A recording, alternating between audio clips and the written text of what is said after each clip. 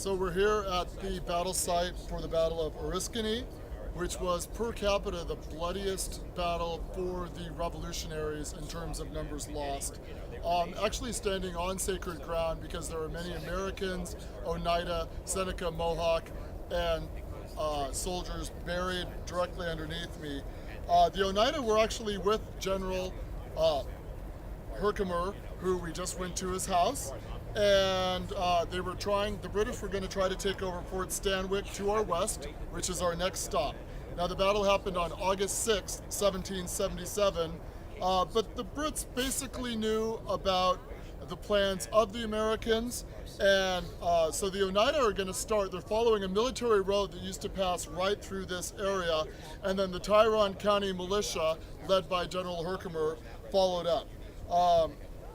Now, with the British, they're going to line up on either side of the military road, and in the first volley of fire, about 200 Oneida and Americans are going to fall.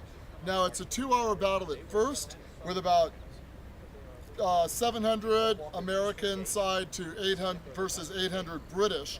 But really, it's kind of a civil war, and we are even further west in western New York, and so there are very few native-born British people actually fighting. It's mostly Germans, Dutch, and the Iroquois Confederacy, Seneca and Mohawks.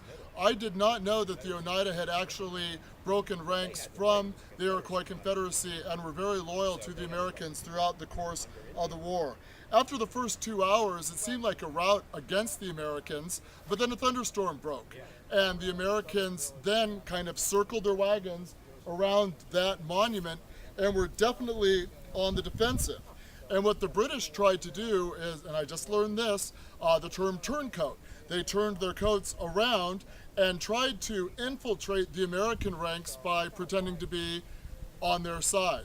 But again, since it's kind of a small neighborhood here in the Mohawk Valley, a lot of them realized that they were neighbors, they were recognized, and so the fighting began, and then it was about 1 hour, and what happened is there was an original plan to have people go to Fort Stanwix to send reinforcements. They bumped into the British troops and were stopped and delayed. They finally got there. The 3 cannons fired to signal that Fort Stanwix was coming out to help the revolutionary side.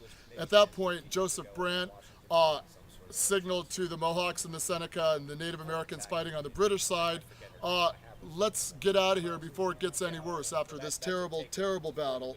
And so with the reinforcements coming from Fort Stanwix, the revolutionaries, in my mind, pretty much won the battle, although again, it was the bloodiest battle for the Americans in the entire Revolutionary War per capita.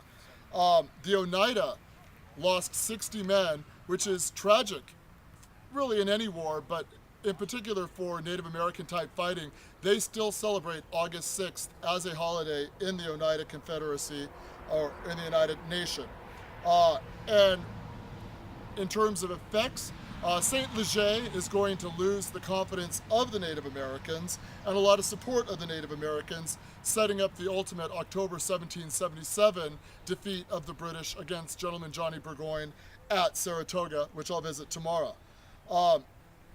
The Oneida still get off terribly because after the battle that happened here, the Seneca are going to come down, strike their village. Even so, the Oneida are going to march all the way down to Valley Forge to be the first nation to formally recognize the United States of America, pledge their support to George Washington. There are going to be Oneida fighting in 1781 as far south as Yorktown, helping the Americans with the cause of independence.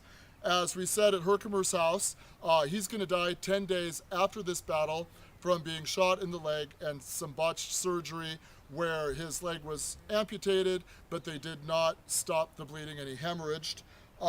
But Fort Stanwix is safe, America still holds it, and that's our next stop.